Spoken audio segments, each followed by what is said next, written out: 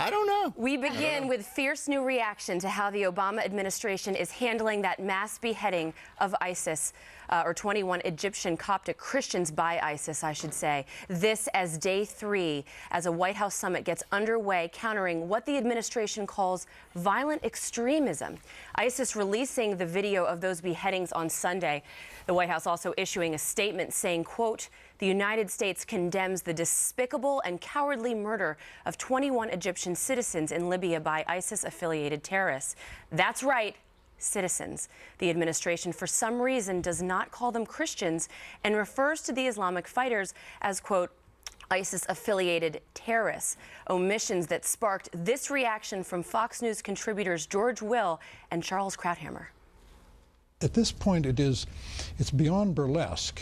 It's pathological, it's clinical, their inability and unwillingness to accurately describe things. The secret of decent, strong communication is specificity. This is a genocidal movement.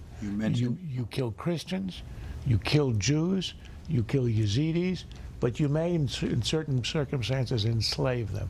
That's what we are up against, and we have an administration that will not even admit that there's a religious basis underlying what's going on. Even Pope Francis is claiming the men were executed over their religious beliefs, asking his followers to pray for those, quote, whose throats were slit for the sole reason of being Christian. Okay, I want to go to you first, Dr. Ablow. The bite of George Will that we just played, where he called it clinical. What was the first thought that came to your head on that? Well, the first thought that came to my head is better he say it than I say it, because I get so much heat when I say that the president has something about his way of being that's deeply rooted inside him that does not sit well with this country and with the notion of joining forces for autonomy and freedom and identifying real threats for what they are.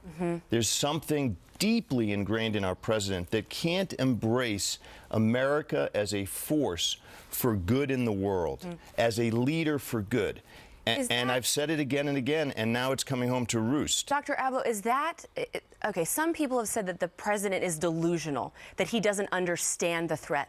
But for your analysis to be correct, he understands the threat, but something's preventing him from identifying it. And is it his childhood? And again, I go back to that Cairo speech, where if he just doesn't acknowledge the threat and he takes his mind back to where he was as a child when he remembers a peaceful Islam, the threat won't exist if he doesn't acknowledge it. It's that he's balancing threats. And to the President of the United States, I believe that the United States of America is the bigger threat. That he sees that our focus on autonomy, our desire to spread our ideas around the world has been a great plague. And he's, really not up for the idea of saying, I'm with these guys against them, because he sees them as people who have been put upon. That's where this whole notion comes from, build their economies, get them jobs, and then they'll like us again. No, they won't like us again. They're fundamentally, in a fundamentalist way, opposed to our very existence. I'm glad you brought up unemployment and jobs, because a lot of people are talking today about how Marie Harf, the spokeswoman for the U.S. State Department, blamed part of this problem on the fact that the terrorists don't have jobs. Listen to this. We cannot win this war by killing them. We cannot kill our way out of this war. We need, in the longer term, medium and longer term, to go after the root causes that leads people to join these groups, whether it's lack of opportunity for jobs. We can work with countries around the world to help improve their governance. We can help them build their economy. Okay, it's a jobs problem. Any shovel-ready jobs, Kennedy? Okay, there are two jobs problems. There's job problems in this country. This is where people need jobs. This is where people need focus on the economy. That's completely misplacing the focus, number one. Number two, those Coptic Christians were going to Libya, where they knew there were terrorists and strife, because they couldn't get jobs because of religious persecution in Egypt. These were poor, younger men who went over to find a better way of life in a very dangerous place, looking for work because they needed jobs. And that's what they they were doing. So that's a misguided And image. ISIS is not hurting for money, Andrea.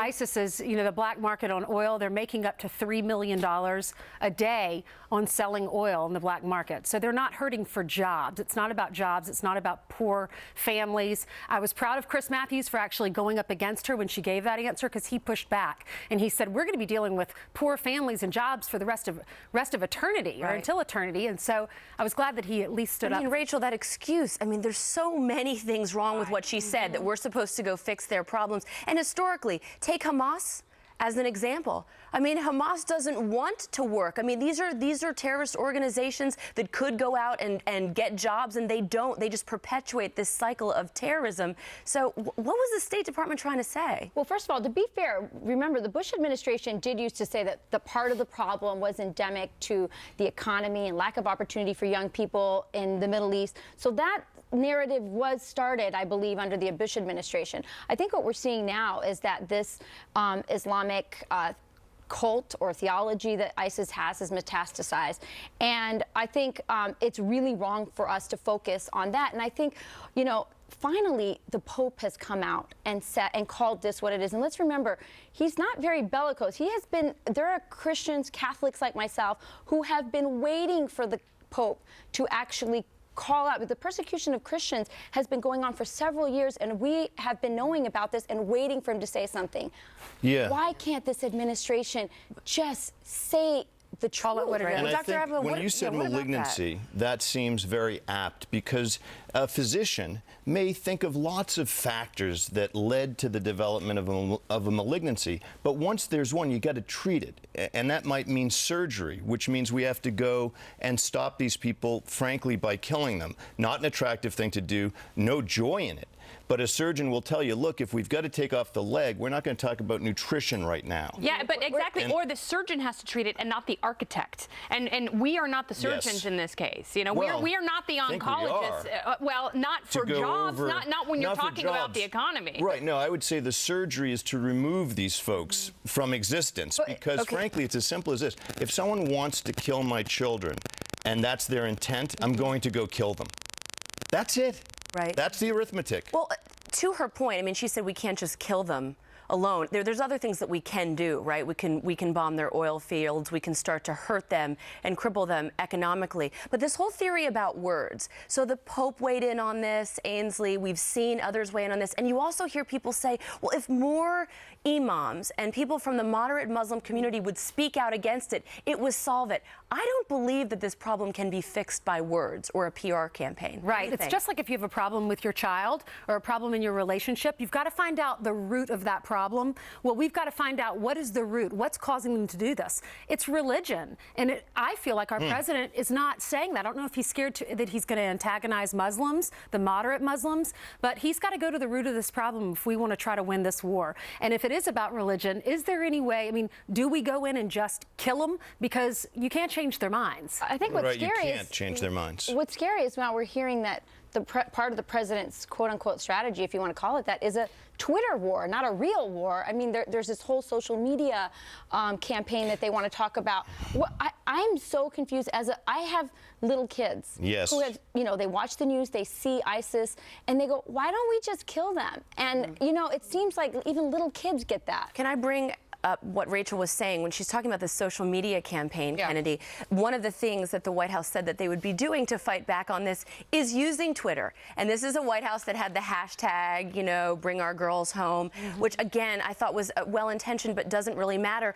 And we found out ISIS and terrorist organizations are putting out roughly 90,000 tweets per day. Yeah. Which is pretty startling to see the way they're using social media. And that's not even the way to fix it, is use social media to combat ISIS. Well, I think anyone logically has to see that ISIS is succeeding where other terror groups haven't, because they've moved into the 21st century. And that's fine if the State Department, the White House want to coordinate their social media. I don't have a problem with that. I think that's probably a good idea. If that's how people are getting their information and you want to change their minds, that's a strategy. But I don't know if that should be the focus. When you've got ISIS 5 miles from a Marine base in Iraq, do we really need to be talking about Snapchat?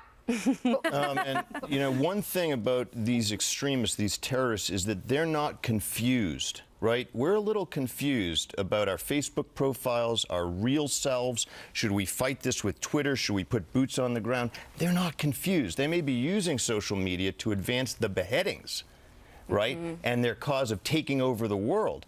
But they're not confused whether that's a real war. The real war is when they get their knives out and they're just using the Twitter as a little appetizer. We're confused, but we always had an internet president. We had a Facebook president who's comfortable on the cover of men's fashion magazines and on couches of late night TV, right? He's more that. He's a star. He's not a president. Are we normal or are we nuts, Dr. Avlo? Because we seem to have this discussion all the time on this couch to bring up the Fox and Friends phrase.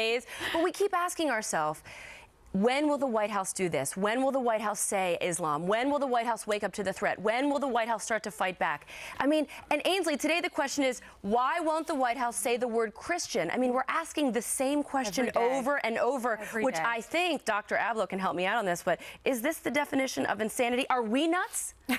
Did you hear Ben Carson today was on, I think, with Bill Hemmer earlier today, and he was saying if he were president, he would have boots on the ground. He would be enforcing sanctions. He's a surgeon. Exactly. But he said it was like 5 or 6 different things he said he would be doing. Okay, but can we just put this up to a logical test pretty quickly? Because you know, if you have radical Muslims who are targeting Jews and Christians in Europe and in the Middle East, and there's not a lot of moral outrage from the White House, you know, look at the converse. If you had Christians who were targeting Muslims and Jews, I think you would have a very different reaction. 100%. And you know, I think that logical test is one that the president is failing. Well, I just want to say, I think that, you know, he came into office saying that he wanted to fundamentally transform America. I think there's no doubt right now that he is fundamentally transforming the Middle East by negligence or intentional negligence. Well, and very quickly, Dr. Avlo, I think Kennedy's point's a good one because I think the electorate gets it, the American public gets it, that this is a president who has had the Muslim Brotherhood, where this all, with terrorism's birthplace, with the Muslim Brotherhood, to the White House, to the State Department, front row at his Cairo speech. He can invoke religion, and he can play favorites when he wants to. It would now be delusional. We would be a little crazy to be thinking that it's not intentional negligence. That's what I'm saying. That's a profound thing to believe, by the way. If you believe that the president is intentionally empowering our adversaries, that's a very weighty moment. And more than weighty, I'd say scary. The president's executive orders on immigration now put on hold.